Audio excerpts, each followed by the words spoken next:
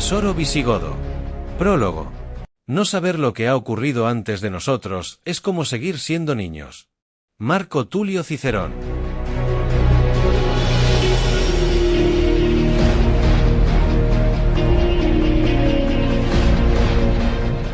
Sosilbo se hallaba especialmente nervioso aquella mañana, y una especie de sudor frío lo tenía completamente agarrotado. No era normal en él el hecho de encontrarse en tensión y preocupado por tener el castillo, del cual era el responsable de su salvaguarda, completamente rodeado de los moros de Don Julián y de Musa y Nusair, o del Muza, como le llamaban los soldados. Había guerreado en infinidad de batallas al lado de su señor Don Rodrigo, habían salvado el pellejo tras las 3 rebeliones, el levantamiento de los Vascones y la batalla trágica del Guadalete, y en el fondo, este solo era un enfrentamiento más. El problema era que desde lo de Guadalete y su posterior huida, tras la matanza llevada a cabo por las tropas de Tarik Incillad, caudillo a las órdenes del moro Muza, las tropas no solo habían mermado considerablemente en número, sino que además la moral de los fieles soldados se encontraba bastante baja. A esas alturas ya se sabía de sobra que Hispania pasaría a manos de los portadores del estandarte de la media luna, en un corto espacio de tiempo y que los visigodos ya no podían hacer otra cosa que huir, someterse o morir. Tampoco es que Sosilbo tuviese miedo a la muerte, ni mucho menos, era más bien la inquietud de lo ocurrido y de todo lo demás, de todo lo que había sucedido antes y después del desastre. Don Rodrigo hacía años, antes incluso de ser rey, había mandado construir un castillo en lo alto de la Sierra Salmantina, el cual disponía de grandes pasadizos subterráneos con los que se facilitaría la huida en caso de ser necesario, con grandes salas para guardar los tesoros de todo el imperio visigodo allí reunidos por su último rey. Se contaba que uno de los grandes salones, el más maravilloso de todos, donde bajaba don Rodrigo con Florinda, su amada y la razón principal del asedio al castillo, tenía las paredes engastadas de oro y brillantes, todo el mobiliario estaba compuesto del dorado metal y de plata, los diamantes, zafiros, rubíes, perlas y monedas de diferentes metales y lugares, se apilaban por todos los rincones en grandes montones. Asimismo, se decía también que el lecho en el que yacían en ocasiones los amantes era de oro macizo cubierto de ricas pieles y adornado con las coronas votivas de los reyes visigodos que precedieron a don Rodrigo. Además, se contaba que existían diferentes salas con joyas y riquezas, pero que ninguna como esta. Sosilbo sabía que todo lo que se oía por los rincones del castillo era, a grandes rasgos, cierto y que incluso se quedaban cortos en algunos puntos. Él lo sabía porque lo había visto. Es más, él ayudó a transportar todos esos tesoros tras la derrota y posterior huida.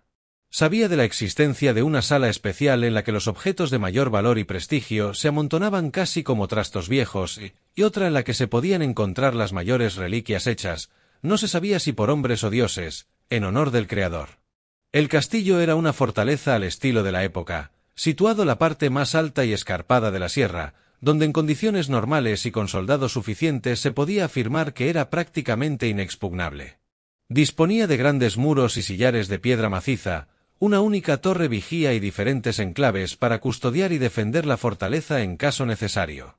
A su vez, contaba con varias estancias con tejados a 2 aguas, todas ellas construcciones muy sencillas, ya que se habían tenido que terminar muy deprisa y no había dado tiempo para hacer nada más al gusto del rey.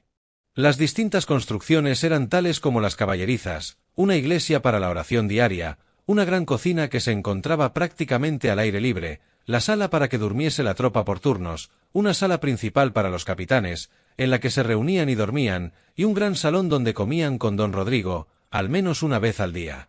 Además, existía otra construcción mayor y de mejor acabado que las anteriores en la que vivían el propio rey y doña Florinda, la hija de don Julián, también conocida por el infiel como Quilama o la Cava.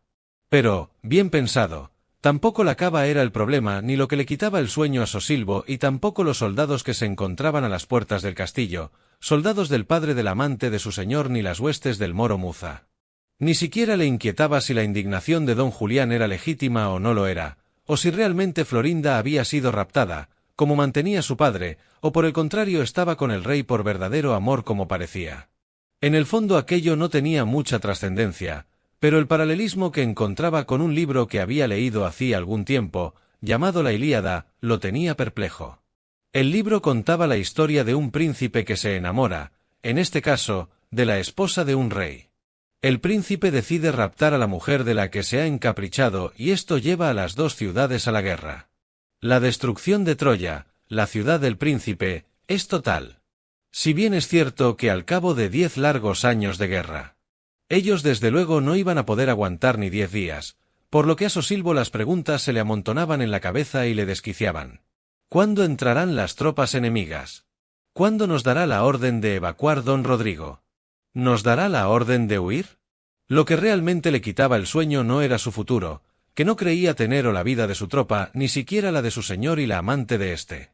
Lo que no le dejaba dormir eran los más de 3 centenares de civiles, mujeres e hijos de sus soldados, que se hallaban bajo su responsabilidad y que sabía que si las huestes de don Julián y del moro Muza lograban entrar en la fortaleza, y de que lo harían no cabía la menor duda. De hecho, la cuestión se ceñía a dilucidar en qué momento lo lograrían, y él no podría protegerlos. Precisamente el hecho de que el enemigo no fuese a dar cuartel a cualquiera que fuese cristiano, lo trastornaba. Los que no fuesen asesinados cruelmente serían arrastrados a la esclavitud y eso sería, sin duda, mucho peor que la propia muerte. Sosilbo se encontraba pensando en todo aquello cuando don Rodrigo, saliendo de su estancia, lo llamó. Sosilbo, reúne a los capitanes en el salón de comidas. Yo iré en breve. Ha llegado la hora de pensar en la evacuación. Doña Florinda acaba de reunirse con nuestro Señor Jesucristo en su santa morada. Lo siento, Majestad. Consiguió decir a duras penas Sosilbo tras el impacto de la noticia, aunque ésta se esperaba que llegase en cualquier momento. Al poco de recibir la orden de su señor, Sosilbo se encontraba en el gran salón junto a los demás capitanes o lo que quedaba de ellos, esperando al rey de los visigodos. Los otros capitanes eran 2, no había tropa para más. El más alto y joven era Ardabasto, frisaría los 30, rubio, algo desgarbado y con aspecto de inocente corderito, nada más lejos de la realidad. En combate era de los hombres más fieros que jamás había visto Sosilbo. Un gran guerrero y un excelente capitán, enérgico en el mando, pero que siempre daba ejemplo en la batalla marchando al frente de sus hombres y guiándolos a la victoria casi siempre, a excepción de la del Guadalete que no pudo ser ganada, y sobre todo, era justo con sus subordinados. El otro era Sisberto, un perro viejo, bastante despótico con la tropa, deseaba el puesto de Sosilbo y por eso lo despreciaba. Permanentemente enfadado, parecía odiar a muerte a todo el mundo. Era el de menor tamaño de los capitanes, pero sin duda el más peligroso. Moreno, cargado de hombros, perilla negra y una cicatriz que le recorría la mejilla izquierda desde el mentón hasta la ceja. En cierto modo era como un perro de presa, una vez que mordía a su enemigo ya no lo soltaba hasta que no lo había despedazado. A pesar de todo, le era fiel a don Rodrigo sin discusión, al igual que todos los que allí se encontraban.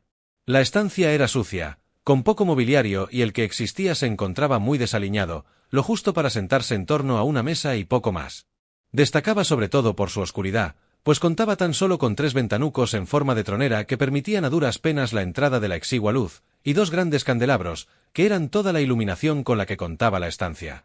La gran puerta de madera que llevaba al exterior se abrió de golpe, permitiendo la entrada a raudales del sol, el cual cegó por un instante a Sosilbo y a sus acompañantes.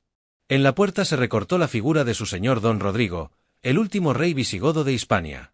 Se trataba de un hombre de mediana estatura, media melena oscura, ojos duros y en esos momentos ojerosos y tristes, mirada penetrante, cuerpo esbelto pero fuerte a la vez, cara y manos curtidas, al igual que las de Sosilbo, en 1000 batallas.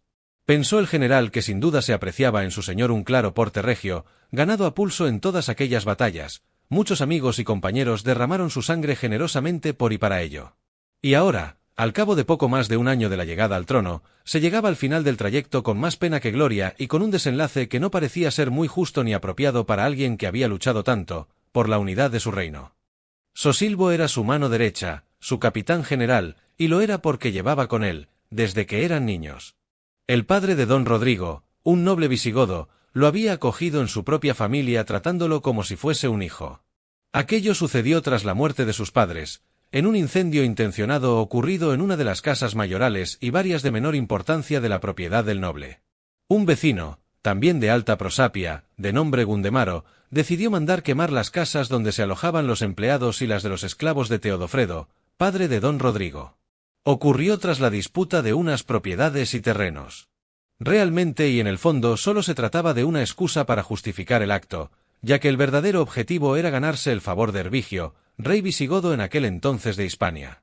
Este rey no tenía en mucha estima a Teodofredo, ya que temía que pudiese optar a su trono, como lo hacían a menudo otros nobles visigodos y generalmente mediante el regicidio. En realidad, Teodofredo nunca hubiese intentado el asalto al trono de Hervigio, ya que era de naturaleza tan noble como su alcurnia. Era un hombre pacífico, dentro de lo pacífico que se podía ser en aquel entonces, y de buen corazón.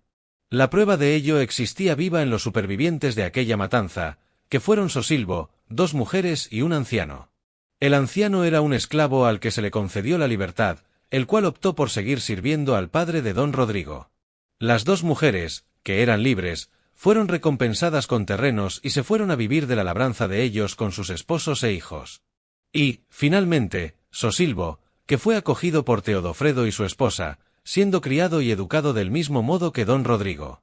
En aquel entonces, el huérfano contaba únicamente con 7 años de edad, sus padres habían sido libres y su procedencia había sido griega en el caso del padre y latina en el de la madre.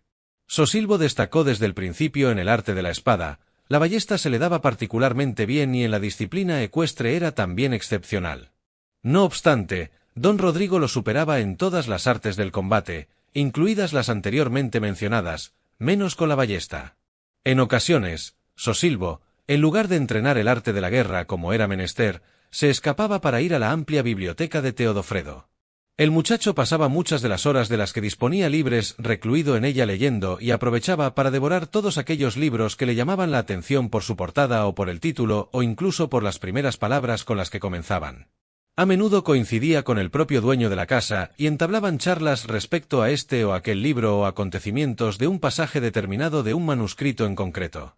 Casi todos los tomos de la biblioteca estaban redactados en latín, pero había algunos que se encontraban escritos en gótico, la antigua escritura de los visigodos que fueron perdiendo al adoptar las costumbres e idioma de Hispania, y otros, los menos, en griego.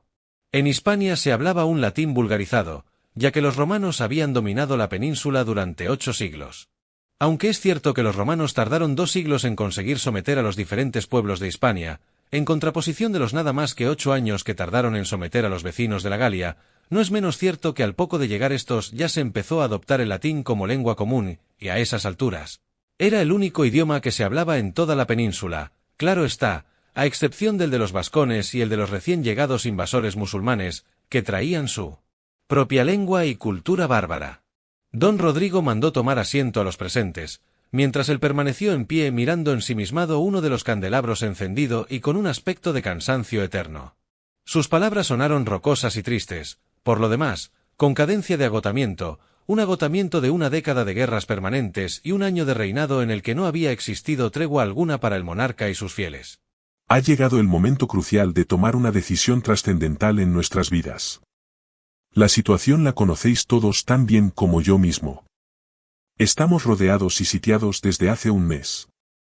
El enemigo nos supera en una proporción de 20-1, la única razón por la que no ha tomado el castillo aún es por los gruesos muros con los que mandé construir esta fortaleza y porque sabe que le saldrá mucho más barato en vidas esperar a que nos entreguemos o nos muramos de sed y de hambre, ya que el agua y la comida se nos acaban, las enfermedades se están cobrando sus primeras víctimas y más que se van a cobrar como continuemos mucho más tiempo aquí. La moral de los hombres está hundida. En fin, todo es negativo y la situación verdaderamente compleja. Las posibilidades reales de salir con vida de la fortaleza son nulas para nosotros y escasas para el resto de nuestra gente. Pero aquí no solo estamos nosotros. Dijo levantando la cabeza y alzando la voz como para darse ánimos a sí mismo y a sus capitanes. Aquí se halla también el último reducto libre visigodo de Hispania. Hombres y mujeres que aún no han sido sometidos a la espada implacable y cruel del moro, a la esclavitud o tortura indigna que no se merece ningún ser humano nacido libre. Aquí se encuentra lo que queda de nuestros compatriotas, nuestra sangre, nuestra civilización, nuestro orgullo, nuestra religión. Y es por ellos por los que debemos derramar hasta la última gota de nuestra sangre. Para que ellos puedan huir y salvar la vida, la dignidad y la libertad. Dios Padre Omnipotente nos ayudará y protegerá para llevar a buen término esta nuestra particular y compleja empresa. El Señor hoy reclama nuestra sangre por todos los pecados cometidos en el pasado. Con el fin de salvar a nuestros hijos, nosotros se la entregaremos generosa y gustosamente, sin protestar y con alegría en nuestros corazones, porque de ella manará el fruto de un futuro mejor con el que nuestros descendientes podrán levantar un país al fin unido, libre y cristiano, como con el que yo he soñado tantas veces, como el que logró Leovigildo. Nuestro sacrificio no será en vano y nuestros descendientes se sentirán orgullosos de lo que un día como hoy, con el reino ya perdido, hicieron un pequeño grupo de godos cristianos para salvar al mundo del infiel. Que Dios nos dé fuerzas para no desfallecer ni retroceder ni un solo codo en nuestro propósito. Los escudos se hicieron sonar contra la madera de la mesa, al estilo godo, satisfechos por el ánimo de su rey e inflamados de ínfulas por aquellas palabras.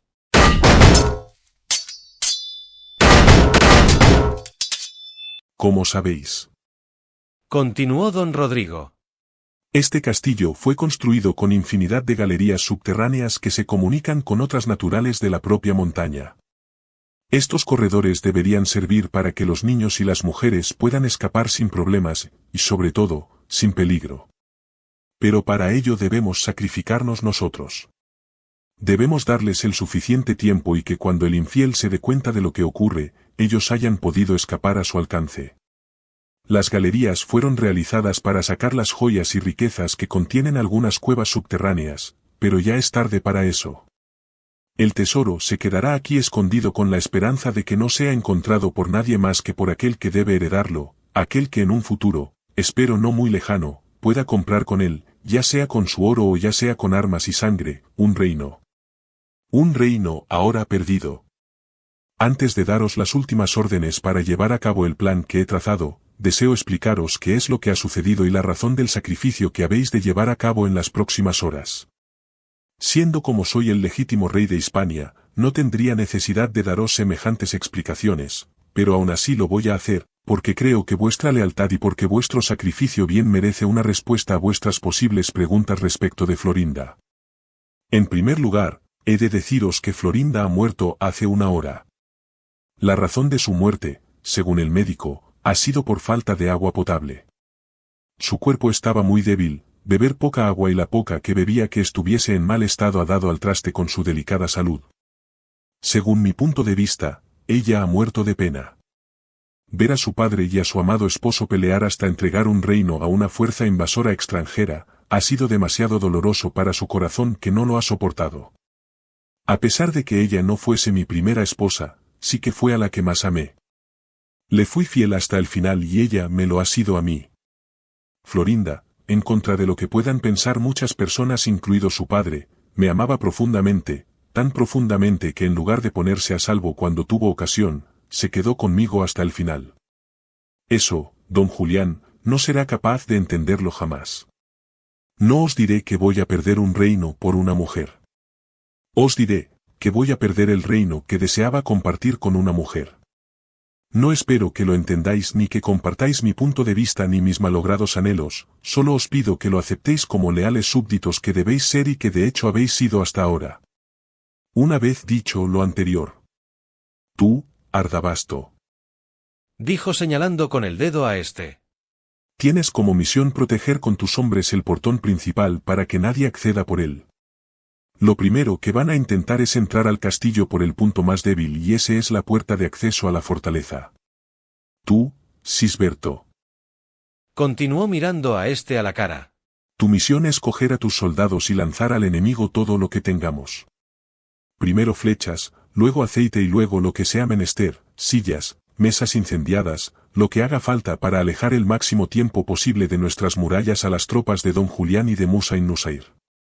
En cuanto a ti, Sosilvo. Se giró don Rodrigo para enfrentarse a su capitán general.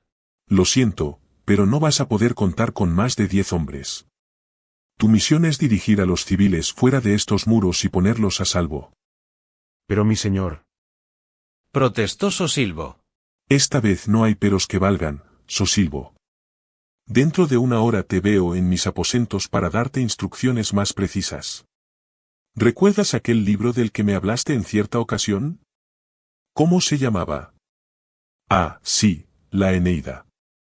Iba sobre un tal Eneas que tenía que dirigir los restos de su pueblo a la libertad para que pudiesen sobrevivir a la destrucción de Troya. Pues ese, aunque no te guste, es tu papel. Si no recuerdo mal, a Eneas tampoco le gustó tener que obedecer tal orden, pero lo hizo y salvó a su pueblo, dándoles una nueva oportunidad. Sisberto, el cual permanecía callado con aire pensativo, preguntó a su rey. Disculpe la osadía, majestad, ¿Cómo se puede saber en qué momento van a intentar entrar en la fortaleza las tropas enemigas? Porque voy a salir a comunicar a don Julián la muerte de su hija. Dudo que tras la noticia tarden mucho tiempo en intentar asaltarnos. Apuntó don Rodrigo con semblante triste. Pero señor, eso puede suponer su muerte. Afirmó Ardabasto en un tono más alto de lo habitual. Gracias por preocuparte, Ardabasto, pero yo ya estoy muerto, igual que todos vosotros. Con la muerte de Florinda y con la pérdida de Hispania, ha muerto mi alma, solo queda, pues, que muera el cuerpo. Os pido que me hagáis un juramento aquí y ahora. Me ocurra lo que me ocurra, vosotros me seréis leales hasta la muerte y seguiréis con los planes hasta el final. Vuestro objetivo debe ser salvar la mayor cantidad de visigodos posible. Juradlo ahora. Todos a una juraron solemnemente cumplir con los deseos de su señor. No había transcurrido una hora del juramento, cuando ya se hallaba Sosilbo en los aposentos de don Rodrigo. Su gesto era de contrariedad a la vez que de expectativa. No sabía qué pensar. Podía ser que su señor, después de tantos años de fiel servicio, después de tantas vicisitudes y de tantas batallas juntos, hubiese perdido la confianza en él. Mira, Sosilbo. Sus palabras denotaban que la confianza que existía entre ellos era más que patente, aunque desde luego Sosilbo nunca había perdido la perspectiva de quién era y a quién servía. Los planes que tengo para ti son algo complejos de llevar a cabo, pero solo confío en ti para ejecutarlos. Mi padre confiaba en ti. Hasta tal punto era así que en cierta ocasión me dijo que si alguna vez tuviese que poner mi reino en manos de alguien, que fuese solamente en las tuyas. Te quería como a un hijo. Ahora, en cierto modo, le voy a hacer caso. Verás, tienes dos misiones. La primera es sacar a la gente de aquí. Cuando empiece la refriega, sacarás a todo el que puedas del castillo por los túneles subterráneos. Es muy importante realizar esto justo en el momento en que las hordas enemigas ataquen por la puerta principal, ya que sólo así podréis salir al exterior sin ser descubiertos, de lo contrario se correría un riesgo innecesario que podría provocar la muerte de más inocentes y el hallazgo del tesoro. Y eso no debe ocurrir bajo ningún concepto. Una vez fuera de la fortaleza deberás dirigirte con los supervivientes y con 10 soldados, que deberán ser de tu total confianza y que elegirás tú mismo, hacia el norte. Debes ir hacia el reino Astur, allí aún hay amigos y se podrá poner a salvo, definitivamente, nuestro pueblo. De esos 10 soldados quiero que vaya contigo Pelayo como tu lugarteniente, él siempre me ha sido fiel y es un buen amigo tanto tuyo como mío. Si tú fallas o mueres, él deberá tomar tu relevo y llevar a buen puerto la segunda misión que te voy a encomendar. ¿Recuerdas a mi hijo Sisebuto? Claro, Majestad. ¿Cómo no? Asintió con cara de desconcierto el general. Bien, él es tu segunda misión. Es mi único hijo y ha de ser la persona encargada de devolver Hispania a los cristianos. Para ello es fundamental que pueda contar con tu ayuda y con la de Pelayo, además de la del tesoro que aquí dejaremos hoy, pero que deberéis poder recuperar en un futuro no muy lejano para que Sisebuto pueda reconquistar el reino. Debes buscarlo, ahora debe estar próximo su regreso de Tierra Santa. Cuando lo encuentres, lo llevarás al tesoro, del cual solo tú y Pelayo conoceréis su exacta ubicación. Con el tesoro en su poder, solo habrá que esperar al momento propicio para comenzar la reconquista, ya sea comprando al moro ya sea pasándolo a cuchillo. En fin, Sosilbo, como me aconsejó mi padre, que era el tuyo también, lo dejo en tus manos. Voy a enterrar a Florinda en la cueva principal, donde las paredes están engastadas de oro, ya que considero que es el lugar adecuado para enterrar a una reina. Después, saldré a entregarme a don Julián. Amigo mío, hermano. Reza por mi alma pecadora. Mi señor. Yo cumpliré con lo encomendado como siempre lo he hecho, no lo dude, pero creo que su sacrificio es innecesario. Podríamos resistir aquí todos o planear una huida, sin necesidad de que entregue su vida a nadie. Eso, Sosilbo, sabes de sobra que no es posible. La gente necesita tiempo para escapar y yo soy su rey. Yo les proporcionaré ese tiempo, se lo debo después de tantos sinsabores como les he hecho pasar. Al abrirse el portón la expectación era máxima tanto dentro de la fortaleza como en el exterior, tal y como había previsto don Rodrigo. Los grandes soportes chirriaron y el armazón de madera maciza crujió espeluznantemente. Tras un asedio de cerca de un mes, la puerta se encontraba seriamente dañada y con evidentes signos de no soportar mucho más tiempo los ataques enemigos, a pesar de los remaches y parches diferentes que habían puesto los habitantes de la fortaleza para reforzarla. Don Rodrigo avanzó firme, como de costumbre, al igual que siempre que se enfrentaba cara a cara con la muerte. La mirada la tenía fija en la figura a caballo que se encontraba frente a él. Un hombre de pelo y barba cana, bolsas en los ojos y con una pose regia que le daba un aire monárquico, aunque no fuese más que el conde de Ceuta. A su lado se hallaba otro jinete con aspecto de infiel, tez morena, nariz aguileña y pelo que comenzaba a blanquear por las sienes, no así la barba que era oscura al igual que sus ojos, unos ojos que parecían divertidos con lo que estaba ocurriendo allí y que daban la sensación de pertenecer a una persona de la que no se pudiese fiar uno. Sin duda se trataba del moro Muza en persona. Tras él, su caudillo Tarik, observaba la escena como indiferente de lo que acontecía. Don Julián, mientras, miraba a don Rodrigo con curiosidad, con un brillo imposible en los ojos, que parecía proceder de piedras preciosas. Cuando estuvo a 20 metros escasos, le espetó. ¿Qué? Ya te rindes. Pero si esto no ha hecho más que empezar. Devuélveme a mi hija y prometo que no os torturaremos a ninguno de los que estáis dentro del castillo. Verá, don Julián, no puedo entregarle a Florinda, primero porque ella nunca habría querido algo así. Y, segundo, Florinda ha muerto a causa de la falta de agua potable, debido al asedio que su padre, vos, ha llevado a cabo sobre mi fortaleza durante el último mes. Se produjo un silencio ciertamente largo e incómodo, se podía respirar la tensión en el aire, incluso el moro Muza parecía seriamente contrariado. Don Julián solo miraba a don Rodrigo y éste, a su vez, le mantenía la mirada muy fija, muy tranquila, sin duda peligrosa. Al tiempo, habló de nuevo el último rey visigodo. Yo, don Rodrigo, rey legítimo de Hispania, os ordeno que depongáis las armas y os entreguéis para ser tratados como reos de lesa majestad. Si lo hacéis, juro ante el verdadero Dios de los hombres, ser condescendiente con los súbditos de Hispania, no así con el invasor extranjero que deberá pagar con sus vidas de herejes la osadía de invadir mi reino y de asesinar a mis fidels. Don Julián permanecía callado, como pensativo, mientras que Musa y Nusair se sonrió y se dirigió a don Rodrigo. ¿Es posible que seáis realmente tan valiente? ¿O es que sois estúpido? ¿Cómo puede ser que un hombre salga aquí, desarmado y sin ninguna escolta, nos diga que ha muerto la hija de don Julián, mi aliado, y que, además, nos insulte dando órdenes en nombre de un poder que ya no existe, si es que alguna vez existió? Le diré a vuestra merced, moro infiel, que no soy estúpido, si eso le sirve de algo. Insisto, depongan las armas inmediatamente y vos y don Julián serán ejecutados como corresponde a hombres de su categoría y posición, reconociéndoles sus posesiones y privilegios a sus descendientes. En ese momento, don Julián agarró la ballesta de un soldado y la disparó contra don Rodrigo, mientras gritaba. Muere ahora, igual que murió tu caballo en el río Guadalete bajo mis flechas. ¡Maldito! ¡Muere! El pequeño venablo le alcanzó a don Rodrigo en el cuello, saliéndole la sangre a borbotones al ritmo de los latidos de su cansado corazón. Al momento, desde la fortaleza, se lanzaron una hondonada de flechas que hizo retroceder a los criminales regicidas. El rey fue recogido por sus vasallos, casi sin vida ya, y llevado a sus aposentos, el pelo impregnado de su propia sangre, la mirada perdida, el rostro pálido y los labios exangües. Antes de morir agarró la mano de Sosilbo y le dijo con su último estertor. Amigo, tienes una misión. Ahora, como me dijo nuestro padre, todo está en tus manos. Y el último rey de Hispania cerró los ojos para siempre. Sosilbo y los otros capitanes enterraron a don Rodrigo en la misma cueva en la que había sido depositada horas antes Florinda. No hubo protocolos ni ceremonias, a excepción de la oración corta que rezó en voz alta el capitán general. En el exterior, las tropas enemigas se habían reorganizado y procedían al asalto por la puerta del castillo, tal y como había previsto don Rodrigo. Ardabasto protegía la puerta, o lo que quedaba de ella.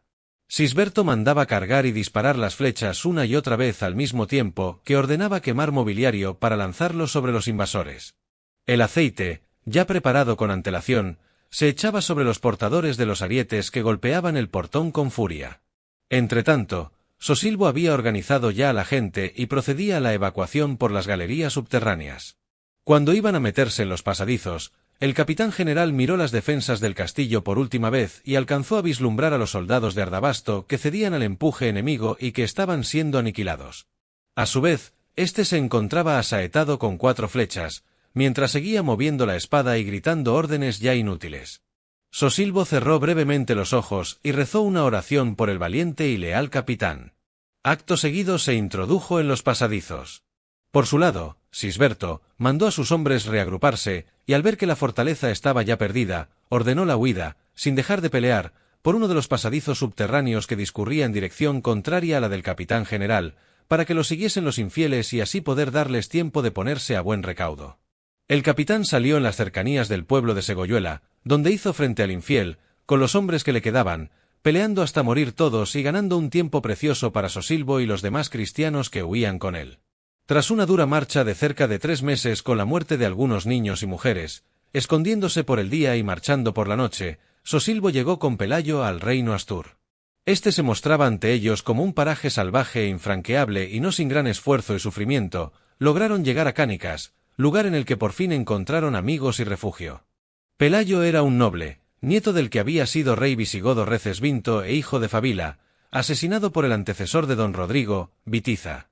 Tras la muerte de su padre, don Pelayo se escondió en el reino Astur, sitio en el que tenía amigos y familia. Más tarde se marchó a Tierra Santa, donde conoció a Sisebuto, el hijo de don Rodrigo. Cuando murió Bitiza, don Pelayo regresó a Hispania para apoyar el encumbramiento al trono de don Rodrigo, quedándose en Jerusalén, Sisebuto. Combatió con don Rodrigo y con Sosilbo codo con codo en la batalla del Guadalete. Tras la derrota se refugió en Toledo y al conocer que don Rodrigo seguía vivo en Salmántica, no dudó en ir en su busca para luchar de nuevo junto a su amigo y rey. Sosilbo, en el largo trayecto a Asturi, le había contado a Pelayo la última voluntad de su señor. Habían acordado que Sosilbo se ocultase en la ermita del Santo Sepulcro, situada en la localidad de Linares de Riofrío, muy próxima a la fortaleza asaltada, con el objetivo de poder proteger el tesoro. Mientras, Pelayo organizaría una resistencia contra el moro, allí en el reino Astur, último reducto visigodo. Mandaría delegaciones en busca de Sisebuto, al que consideraban el legítimo heredero de don Rodrigo. También se acordó que le haría llegar a Sosilbo las novedades sobre la resistencia y la marcha de la búsqueda del hijo del rey asesinado, por medio de sus hombres, al menos una vez al año. Así se acordó y así se hizo durante largo tiempo. Todos los años, en la víspera de la muerte de don Rodrigo, llegaban a la ermita un grupo de soldados de unos 10 individuos, para dar las novedades oportunas a Sosilbo. Pero tuvieron que pasar hasta 11 años, para que por fin un grupo de soldados llegaran con noticias de Sisebuto. Las noticias eran ciertamente malas. Sisebuto había regresado de Tierra Santa al poco de morir su padre y al descubrir que había muerto a manos de don Julián, solo deseó buscar venganza y en ello empeñó su patrimonio y su vida. Dio con don Julián en Ceuta y allí lo mató delante de todos sus súbditos y de su hijo Agila, siendo apresado en el acto y ajusticiado al poco tiempo por el homicidio. De tal suerte que Sisebuto jamás pudo saber los planes que don Rodrigo había preparado para él. Entretanto, Musa ibn Nusair había continuado con su conquista de la península, llegando a las puertas del reino Astur. Este se encontraba protegido por don Pelayo y su pequeño, pero valiente, ejército. A esas alturas don Pelayo ya había sido nombrado rey de los visigodos, después de proclamar desde lo alto de una peña a sus súbditos: Asturias es España y lo demás tierra conquistada. Días antes se había producido una gran batalla llamada de Covadonga, porque allí se llevó a cabo y donde por fin, después de 11 años, se logró la primera victoria. Sin duda un pequeño destello de esperanza para el pueblo visigodo que llevó a don Pelayo a la creencia firme de una posible reconquista. Esa gran victoria desembocaría en que el moro Munuza se dejase la vida y la dignidad. Este había sido nombrado por Musa ibn Nusair gobernador de Gijón y le había dejado al frente de la difícil tarea de reducir a los insurrectos del reino Astur. Y allí, en el monte Auseba, en el valle de Cangas, fue donde tuvo lugar la gloriosa batalla de Covadonga, en la que Dios, por fin, le otorgó a don Pelayo y a los cristianos una victoria más que merecida y necesaria. Fue justo en ese instante, cuando el Dios de los cristianos comenzó a ganar al de los maometanos y empezó la reconquista de Hispania, una reconquista que duró 8 largos siglos, en la que se le fue ganando terreno palmo a palmo al moro, poco a poco con mucho esfuerzo y mucha sangre derramada. Pero, esa es, sin duda, otra historia. puesto que atravesar con el tesoro la distancia que le separaba a Sosilbo de don Pelayo con los campos plagados de infieles era absolutamente imposible, y tras las malas noticias de la muerte de Sisebuto, Sosilbo decidió asegurarse de que el tesoro visigodo no fuese encontrado jamás por nadie que no fuese cristiano y godo y que, además, tuviese la intención de reconquistar Hispania, acordándolo así con don Pelayo por medio de valientes mensajeros, los cuales se jugaban algo más que el pellejo. En sus travesías, tapó las entradas a las galerías subterráneas con piedras e hizo parecer que todo aquello había sido creado por la naturaleza y no por la mano del hombre. Una vez hecho esto, se dedicó a escribir un manuscrito realizado en gótico, la escritura primigenia de los godos, y en latín. En este manuscrito, Sosilbo contaba todo lo acontecido desde la batalla perdida del Guadalete hasta la muerte de don Rodrigo. En ello empleaba el tiempo y la vida sin tener contacto con ningún mortal a excepción de sus hombres de confianza, que, aunque no vivían con él, cada 4 días iban allí para suministrarle todo aquello que necesitara. También contaba con la visita de los soldados que aún iban una vez al año a darle noticias de los avances de don Pelayo. Además, el abad del cercano monasterio del Santo Sepulcro, que visitaba la ermita del mismo nombre, iba cada 3 o 4 días con el fin de confesar a Sosilbo y comprobar que no le faltase nada. Un buen día, se presentaron en la ermita un grupo de jinetes cristianos muy bien armados. Al frente de ellos marchaba un hombre rubio, alto, con apariencia de gran fortaleza física. El grupo portaba un estandarte rojo con un gran ojo en el centro de una especie de pirámide y con unas letras bordadas en oro que rezaban, Vindicationis et Remunerationis. Lo que venía a significar algo así como venganza y recompensa. En la parte superior del estandarte, también bordado en oro, se encontraba escrito un nombre, Morisalitre. El jinete que dirigía al grupo desmontó y se dirigió a Sosilbo. Busco a un tal Sosilbo, en otro tiempo capitán general del rey visigodo don Rodrigo. He buscado por doquier, tanto en Al-Ándalus como en el reino Astur y Vascón, y, después de más de 2 lustros, la única pista real que he podido hallar sobre su paradero, me ha conducido hasta esta ermita de la Sierra de Salmántica. ¿Sois vos? ¿Quién desea saberlo? Preguntó como quien no quiere la cosa Sosilbo. Agila, hijo de don Julián y conde de Ceuta, asesinado a manos de Sisebuto hijo de don Rodrigo, quien raptó y después asesinó a mi hermana doña Florinda. Se hizo un largo silencio, ambos se observaron con curiosidad, hasta que Sosilbo contestó. Se equivoca vuesa merced, no conozco a ningún Sosilbo, yo solo soy el guarda de la ermita. Lo siento, quizá debería. Mientes, cobarde. Espetó furioso quien decía ser hijo de don Julián. ¿Por qué debería yo de mentir? Se lo repito, caballero, lo siento, se ha equivocado de persona. Lamento que haya hecho un viaje tan largo para nada. ¿Maldito bellaco? Te sacaré el corazón con mis propias manos, igual que se lo saqué al hombre que antes de morir me dijo que tú eras Sosilbo. No sé si te sonará de algo el nombre de Ardo. Él fue, con su último estertor, quien me proporcionó esta pista. Ardo había sido el jefe de los soldados que cada año iban a darle noticias a Sosilbo, desde hacía ya más de 10 años. Un hombre leal, que había estado desde el principio con don Rodrigo y que tras su muerte marchó bajo las órdenes de don Pelayo. Ardo era no solo uno de los hombres con los que se batió el cobre en un sinfín de ocasiones, sino que también se trataba de un buen amigo y alguien a quien de verdad había apreciado en vida. Tu infamia será vengada. Agila, yo seré el que te saque las entrañas a ti, miserable. Pero antes, dime, ¿qué puedes querer tú de mí? Si Sisebuto fue ajusticiado por tus hombres, ¿qué otra venganza buscas, canalla? Lo sabía.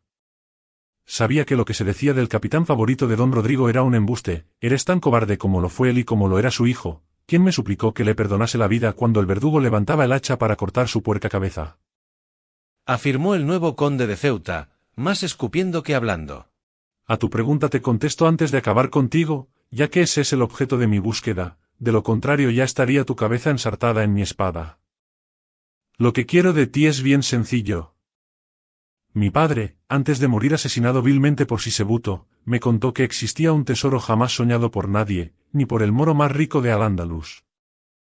Me contó que don Rodrigo guardó todo el tesoro de los visigodos y que lo escondió en algún lugar, posiblemente de estas montañas. Dijo haciendo un amplio gesto con los brazos intentando abarcarlo todo.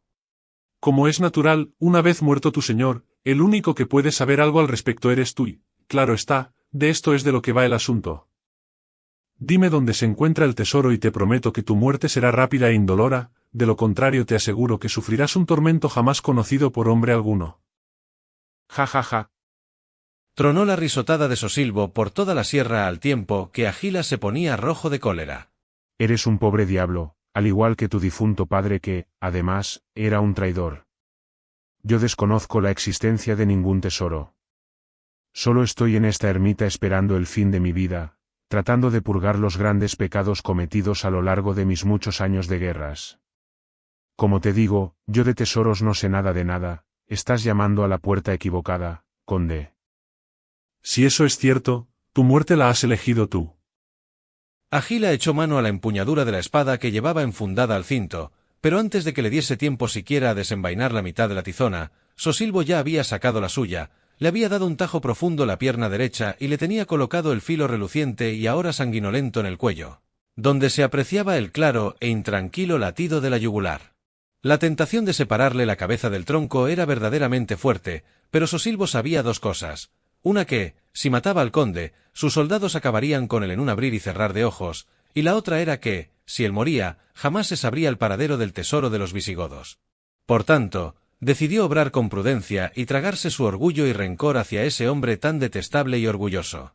Agila, tu vida no vale nada, solo tengo que girar ligeramente la espada para degollarte como a un cerdo. Le dijo al oído, pero en alto para que lo oyesen sus hombres. Si haces eso morirás y lo sabes. Apostilló el hombre, que tenía la mirada medio extraviada y que carecía de mucha convicción en lo que decía. Yo no tengo nada que perder, ¿y tú? Le inquirió fríamente Sosilbo. Se produjo otro silencio casi eterno. En la mirada del hijo de don Julián se apreciaba claramente el miedo, casi el terror. El sudor goteaba por su rostro hasta llegarle al pecho. Sosilbo agarró de la lorica a Agila mientras continuaba con la espada apoyada en su cuello y comenzó a decir a los soldados que lo acompañaban. Dejad las armas en el suelo y retiraos, o se queda sin cabeza vuestro señor. El conde movió la cabeza afirmativamente, como indicando que así lo hiciesen.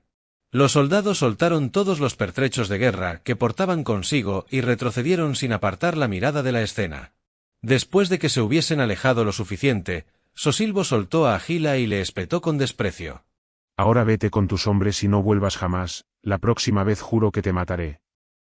Hoy me retiro, pero volveré y cuando lo haga no seré tan amable como lo he sido en esta ocasión, la próxima vez te sacaré personalmente la piel a tiras. Afirmó con rencor. No importa que yo viva o muera, la compañía Morisalitre fue creada por mi padre para perseguir y acabar con todos aquellos que hayan tenido que ver con don Rodrigo y para conseguir el tesoro visigodo. Aunque yo muera, mientras viva alguien que tenga que ver con ese monstruo o continúe sin aparecer el tesoro, los Morisalitres seguirán buscando su venganza y su recompensa. Aun cuando pasen 1000 años, ahí estaremos procurando nuestro éxito, te lo garantizo. Miró a los ojos del capitán general y le dijo casi en un susurro, como hablando para sí. Pobre diablo, en verdad que no sabes de qué sois poseedores. Esa ignorancia es la que os ha destruido y la que a ti te enterrará. Ve, pues, con Alá, el falso Dios al que sirves. Tú y toda tu familia no sois más que unos miserables perros infieles, os vendisteis al sarraceno por envidias y odios. No sé qué clase de animal es peor, el judío que es culpable de la crucifixión de nuestro Señor Jesucristo y que va de la mano, en esta infame masacre a los hispanos, de los seguidores de Mahoma, los bárbaros sarracenos que matan niños y mujeres sin piedad allí donde llegan y que son infieles y herejes por natura, o tú y los tuyos que sois traidores hasta el tuétano. Los primeros tienen la justificación de la persecución llevada a cabo por nuestros reyes Alarico II, Recaredo, Sisebuto y Égica. Los segundos podríamos justificarles por su desconocimiento y su barbarismo, además de la influencia satánica que Belcebú ejerce necesariamente sobre ellos. Pero a vosotros no hay forma de justificaros. Vuestra existencia en la tierra será como vuestra fortuna haga que sea. Pero vuestra muerte será cruel como la vida que habéis llevado. Tras la muerte, por muchas monedas que llevéis para pagar al barquero Caronte, deberéis suplicarle y arrastraros ante sus pies huesudos para cruzar la Estigia y, una vez hecho esto, no lograréis engañar al Cancerbero con vuestras mañas, ya que Satán os tiene reservado en el Tártaro un lugar especial para arder y purgar vuestras culpas toda la eternidad. Un lugar reservado única y exclusivamente a la peor de las especies que habitan el mundo, la especie de los traidores. Traidores como vosotros. Con vuestra mezquindad, cobardía y traición, os habéis condenado hasta el fin de los días. Vosotros arderéis eternamente. Tras la visita del hijo de don Julián y los Morisalitre, Sosilbo fue plenamente consciente del peligro que corrían tanto él, como sus fidels, como el tesoro. Mandó cavar día y noche bajo la ermita a sus hombres de confianza, creando una especie de caverna, un hipogeo, en el que Sosilbo logró terminar su manuscrito y en el que pudo esperar la próxima llegada de Agila y sus soldados, el cual sin duda volvería. Tapó entradas e hizo que pareciese que allí no había nada más que el suelo de la propia ermita, grabando en este las palabras latinas Invictus Pelayo y justo debajo, se podía apreciar una especie de letras más dibujadas que escritas. ZBBAXRISTNS. Después, dio órdenes precisas a sus hombres y los mandó a diferentes puntos del antiguo reino de Hispania, portando todos los objetos de gran valor con el fin de ocultarlos a los ojos de los invasores y demás posibles enemigos, no así de los amigos. Fueron enviados donde no pudiesen ser encontrados más que por aquellos que deberían devolver el reino a los cristianos y con el juramento de llevar a cabo la misión encomendada. Jamás podrían hablar de todo lo que conocían, decir quiénes eran ni de dónde venían, tampoco a quién servían ni a quién habían servido. Continúa esta historia y muchas otras adquiriendo las novelas de Luis Molina Aguirre en Amazon.